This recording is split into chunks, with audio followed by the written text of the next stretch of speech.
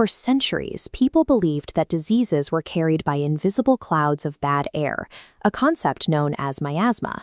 On June 1, 2026, developers were infected simply by running their standard workflow, typing npm install to update a package they had trusted for years.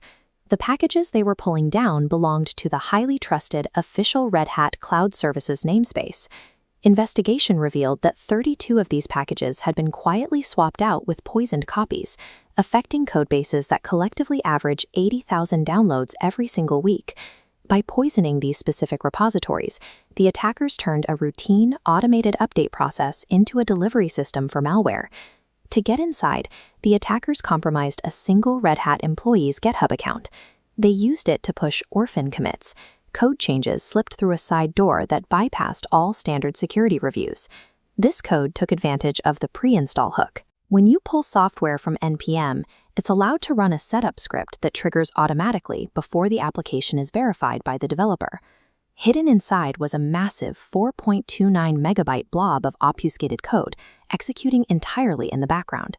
The instant it ran, it scraped the machine for everything valuable: GitHub tokens, continuous integration secrets, and cloud identities for AWS, Google Cloud, and Azure. One borrowed identity was enough to launch a silent, automated campaign of data extraction across thousands of independent developer workstations. The malware functions as a self-propagating worm. It uses the stolen npm credentials to forge a valid provenance stamp and silently republish poisoned versions of every other package the victim developer owns.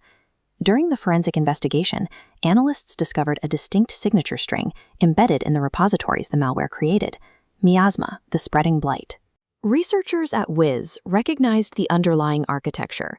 The tradecraft was nearly identical to a known malware family called Mini Shai-Hulud, but the trail stopped there.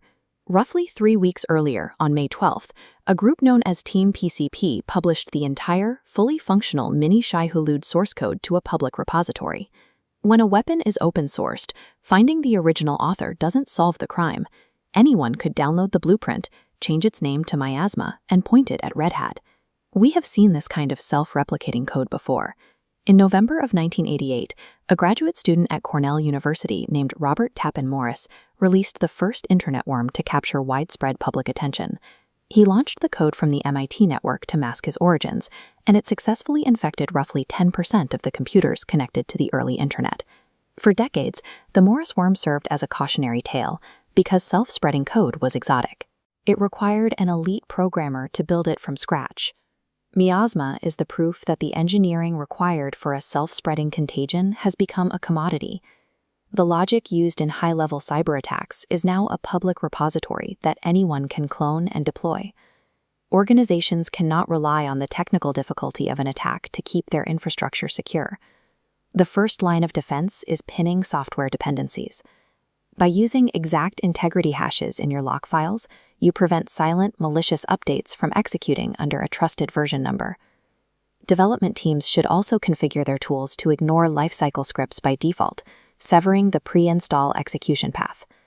At the same time, continuous integration platforms require strictly enforced, short-lived tokens to limit the blast radius of a stolen credential.